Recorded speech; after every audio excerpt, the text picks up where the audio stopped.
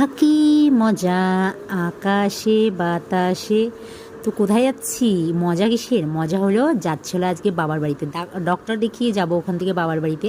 তো তার জন্য এখানে আমরা রওনাও দিয়ে দিয়েছি। টোটো থেকে নেমে বাসের অপেক্ষা করতে করতে এক কাপ চাও খেয়ে নিলাম, তারপরে বাসের দেখা মিললো।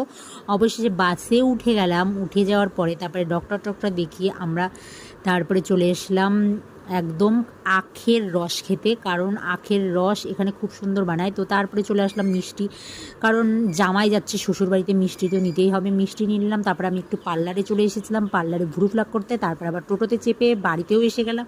বাড়িতে এসে খাওয়া দাওয়া করে বোনের সাথে একটু গল্প আড্ডা, তারপরে বিকালের খাওয়া দাওয়া করছে ঠাম্মার বাবা, বিকালের খাওয়া দাওয়া করছে। তো আমরাও করবো। করার পরে তারপরে সন্ধ্যা লেগে গেছিলো। মা বললো চ তোকে ঝাড়া দিয়ে নিয়ে আসি। তারপরে ঝাড়া দেওয়ার পরে রাত্রে রান্না।